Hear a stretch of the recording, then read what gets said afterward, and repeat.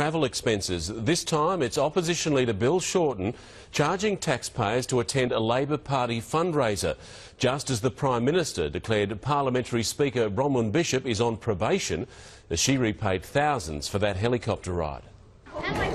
A picture of propriety attacking Bronwyn Bishop's travel expenses, but suddenly evasive when asked to guarantee that no Labor members made a dodgy claim. I can guarantee that no one's caught a helicopter between Melbourne and Geelong. Perhaps this is why. There are now questions about a claim he made in the final days of Labor's 2013 leadership campaign. More than $1,200 in return flights from Melbourne to Sydney and Commonwealth car hire to attend a $1,000 a head ALP fundraiser with leadership opponent Anthony Albanese. Finance spokesman Chris Bowen acknowledged the next day that the event was outside the entitlement rules. They had a fundraiser, a joint fundraiser, last night in Sydney. They're running as candidates for the leadership, not as shadow ministers, so they didn't use their entitlements. Candidates' travel is zero. These Finance Department documents clearly show Bill Shorten did claim $1,282.04. Neither Mr Shorten's website nor the Finance Department records show that he had any other official business on that day. Late today, Mr Shorten's office said he did have official business in Sydney that day. He'd met for an hour with officials from the Maritime Union of Australia as Shadow Industrial Relations spokesman.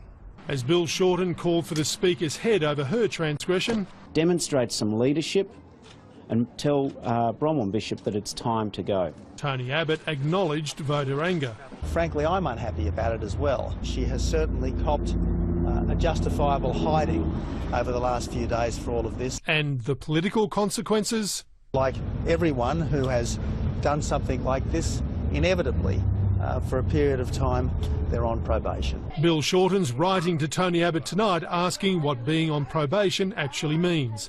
Government sources tell 7 News the meaning is clear. One more slip and you're out. Let's go live to Mark Riley in Canberra now. Mark, your information about Bill Shorten's expense claims doesn't look good for the opposition leader. Has he offered any more details about that trip? Mark, a little more detail. His office says tonight that he was invited to that Maritime Union meeting about a month beforehand, so that's before the leadership contest in the Labor Party began, and that he'd also met some Labor Party colleagues on that day in Sydney, although that's way outside of entitlements. He was garnering support for the next day's caucus vote on the leadership. His big problem, though, is that Chris Bowen, his finance spokesman, the very next day said that Bill Shorten didn't claim any money, wouldn't claim any money, and there'll be no cost to taxpayers. And of course there is. And the question for Bill Shorten is, does that pass the pub test with voters, or in the modern political vernacular, Mark, the sniff test, whatever that is? Could be an important question. Mark Riley in Canberra, thank you. The federal opposition leader's office has confirmed he spent roughly $1,300 of taxpayers' money on a day he attended a party fundraiser. Bill Shorten's office says he flew from Melbourne to Sydney back in October 2013 for the Maritime Union's National Council meeting in his role as Labor's employment spokesperson.